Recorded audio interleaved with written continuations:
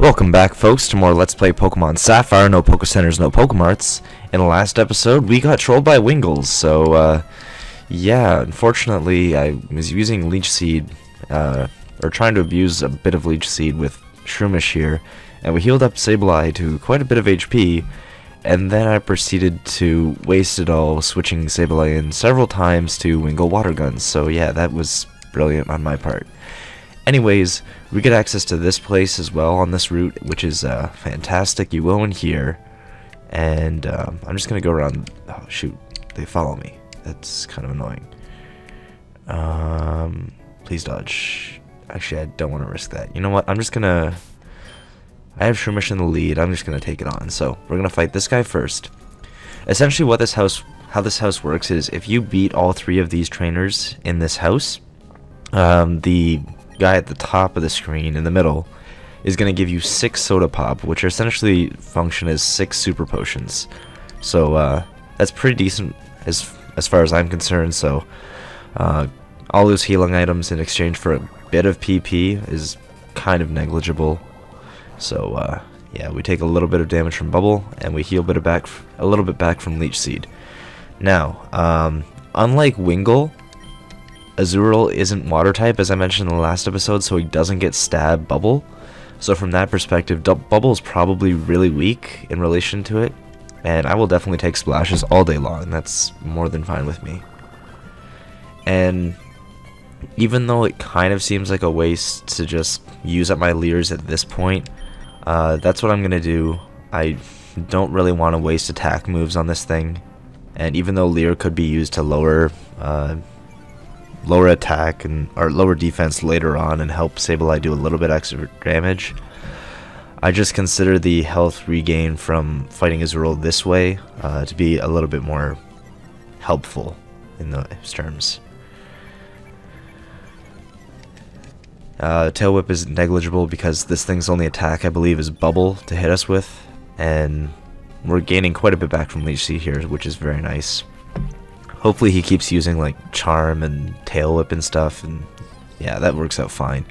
So Sableye is essentially going to get back all the HP that we wasted last time fighting stupid Wingulls for the cost of a couple Leers, and in my opinion, Leer isn't too great, really. And after all these Leers, even if he does Charm us 3 times, we're going to be at -2, which is... it's okay. And here I could have switched out back and forth between Sableye and Shroomish instead of wasting Leers, but it is what it is. I'm not really concerned about it that much. I think I'm going to switch to Marshtomp here and recover his HP a bit as well. But Azurill is basically the perfect poke to steal HP from. It's decently bulky to the point where nothing really matters, and from that perspective, it's not really too threatening to my team. At the same time, I'm going to take back a decent amount of HP from it in the process, so that's what makes Azurill kind of good for this kind of healing tactic. So you'll definitely see me abuse it more than once, given the fact that I'll probably use an Ether or something on Leech Seed just for the fact that it can heal my entire party for free, essentially.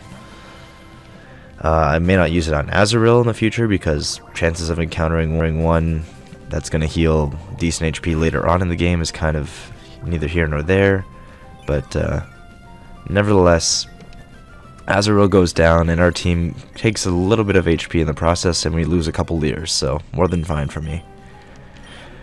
So that's one of the 3 trainers down. Next up is a Meryl. What do I want to do? I may just want to leave Marshtomp in. Tailow's going to take a decent hit. Shroomish is kind of weak to take a hit. Let's just go with Marshtomp. What's the worst that could happen? We've got a decent number of mud shots, and I'm not afraid to use an Ether on this thing, given that Mudkip or Marshtomp doesn't really learn a lot of moves for at least a little bit. His next move, he learns his Foresight, I believe. I'm not too concerned about the defense drop because this thing, I believe, also has bubble. So, from that perspective, we're not too scared of it. We also get a speed drop from Mud Shot, which is nice. Water Gun's gonna hurt a bit. 4 damage is fine. And Tackle should finish it off, I'm hoping. And it does, so that works out fine. Sacrifice 4 HP. We wasted a Mud Shot because we missed, which is unfortunate, but what are you gonna do? Non-perfect accuracy moves kind of tend to do that, so it is what it is. And I'm gonna try and dodge this girl perfectly. Boom. And yeah, here I'll talk to this guy to show you. So you talk to him and he says, what I love, blah blah blah, is to see battles, see your heart burn, beat all the trainers, I'll reward your efforts. So the next thing we want to do is we want to switch out Marshtomp to the front of the party for this next fight at least, and he's gonna get the job done. So not much else to say there. He's got Wingull lead off. I wasn't really expecting that. You know what? I kind of need to burn these tackles, so that's what we're gonna do. We're gonna take a water gun for a little bit of damage. 5 is fine, and 2 tackles should be able to finish it off. So we're gonna take 10 damage in total. About there, that's fine.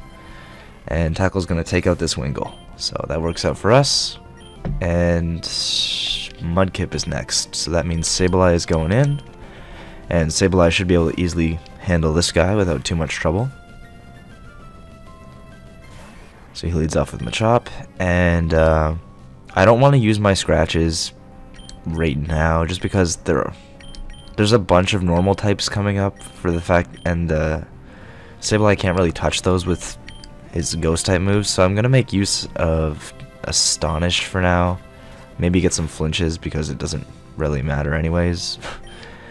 And Astonish is essentially probably weaker than Nightshade just because Sableye's physical attack is kind of meh.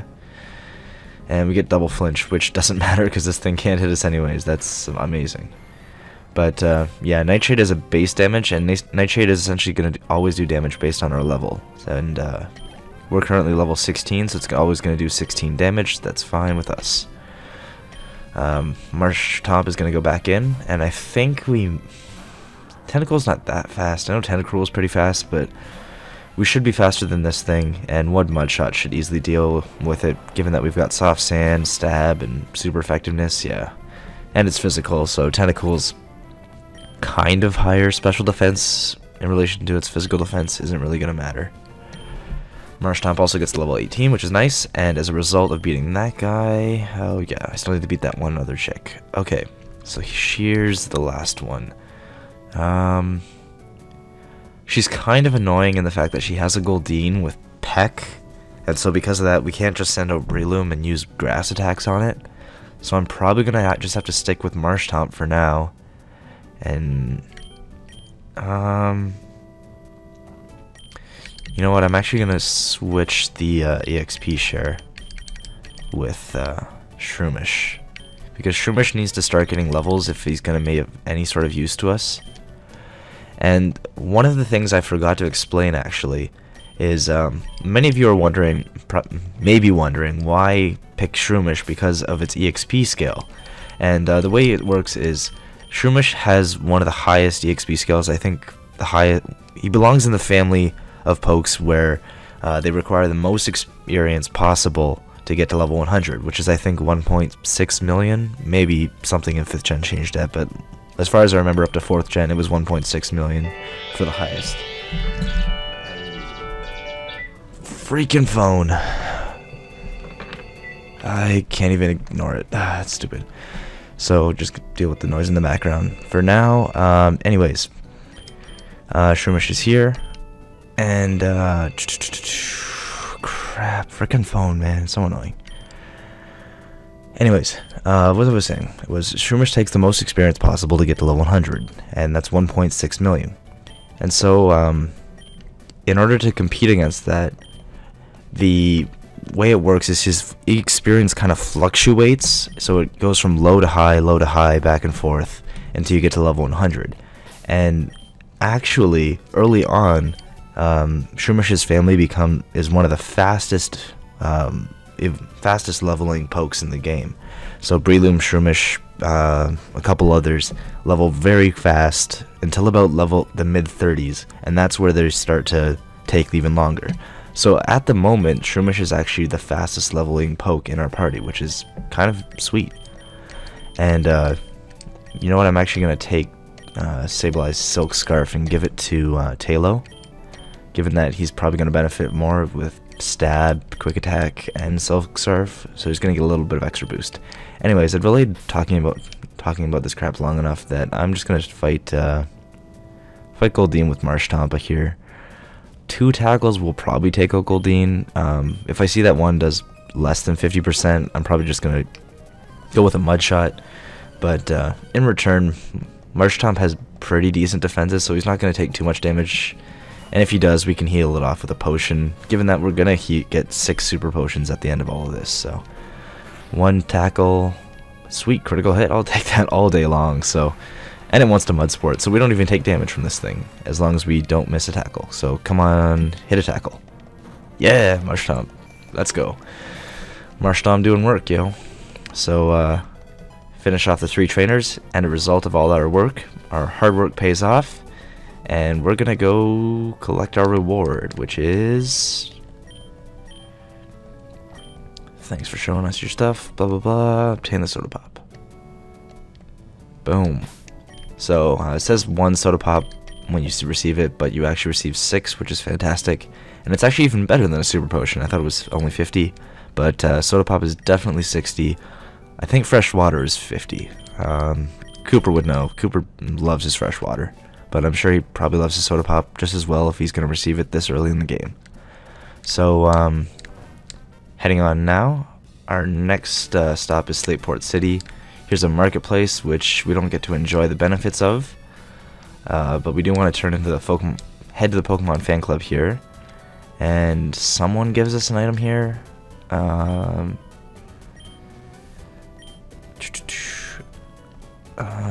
Pokemon really adores me, blah blah blah, passionate gift. Okay, see, I talked to this girl, she gives you a Soothe Bell. Soothe Bell probably isn't going to help us too much, given that we don't really have any pokes that evolve via happiness. If we do decide to use like Return or something though, it may come into use, but it's not particularly useful to us. The one thing I did want to use though, finally, you probably saw it coming, at least in some part, at least some of you did. I'm going to use an Ether on Water Gun here, given that we're basically out of Water Guns. We only have... Well, we have 0 left, but I need some sort of water move to combat an upcoming fight, so that's what we're going to go with. Water Gun heals, and even though it's only 10, it's enough to get us through this next area.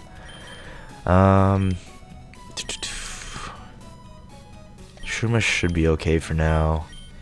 He does have a lot of PP, so... in essence, he could fight things on his own for a little bit, so I'm kind of debating whether to put the EXP share on him or not. What do I want to do, actually? It's kind of a tough decision. Stabilize, whatever.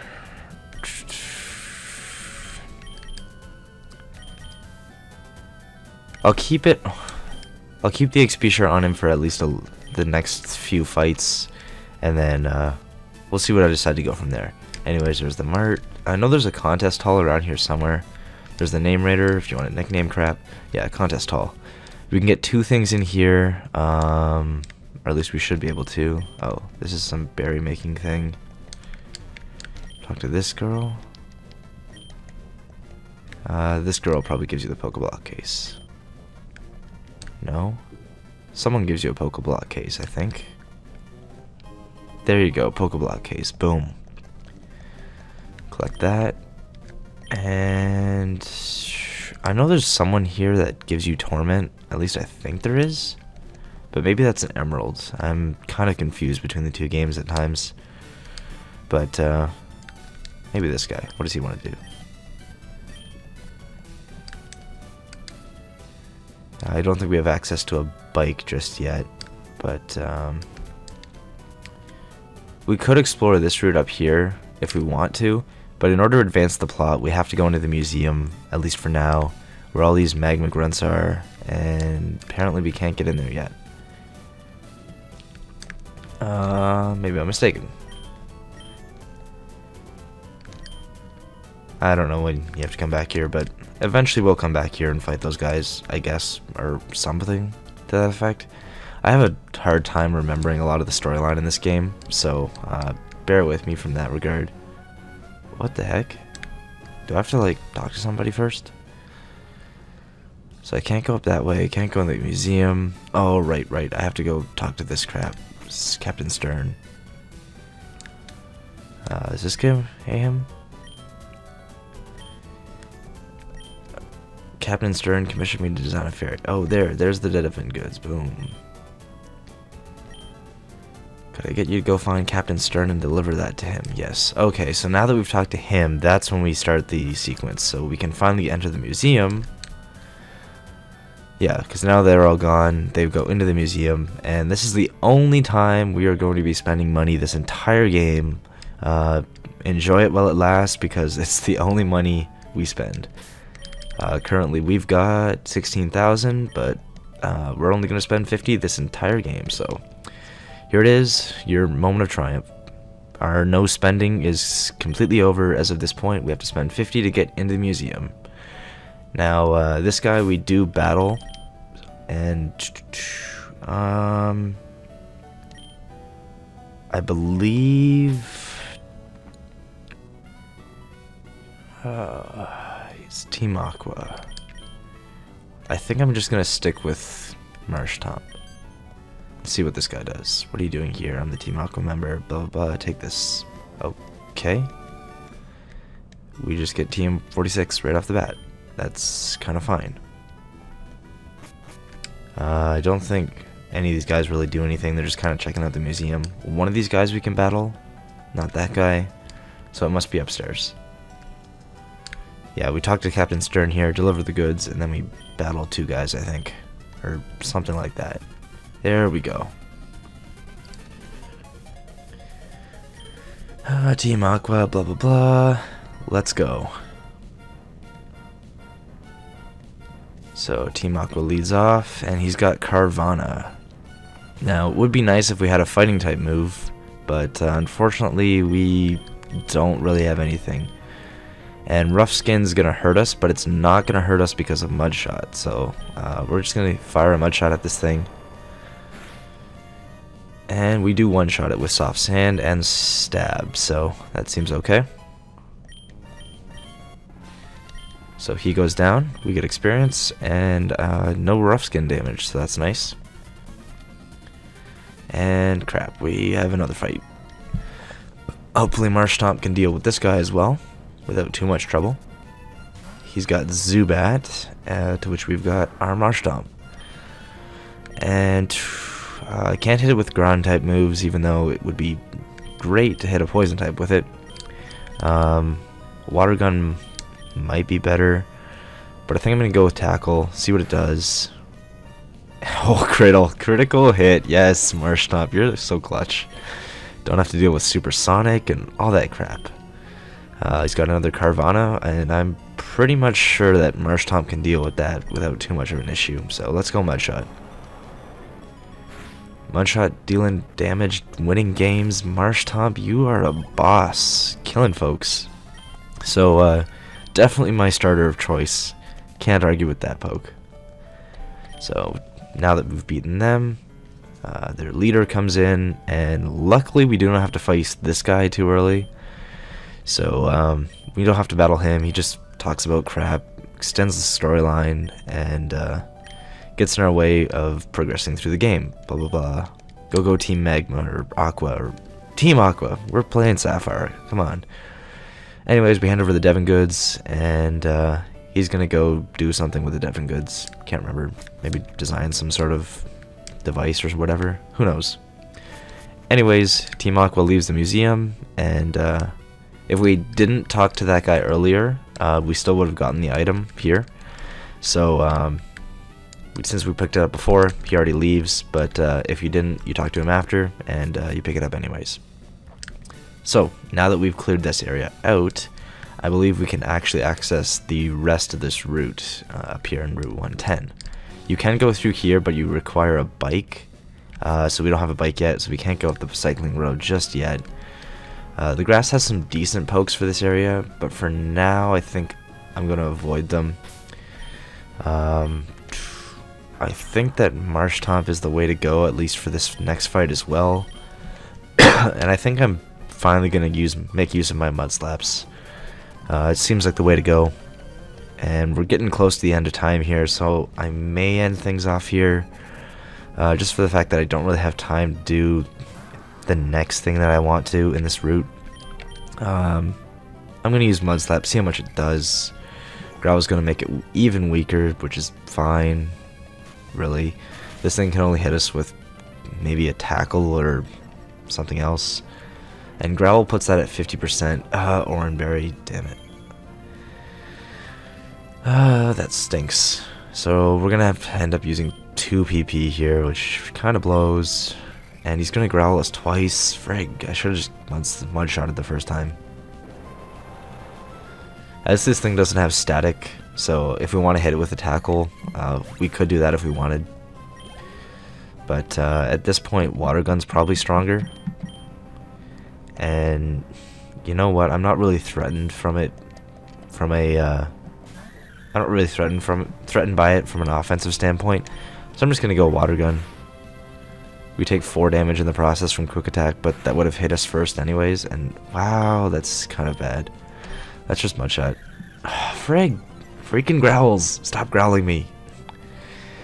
Come on, Marshtomp, just kill this thing. Kill the frickin' Mudhoon. Yeah, do that damage. And crap, he's gonna have an Oranberry too, isn't he? Yep. Oranberry. Woo!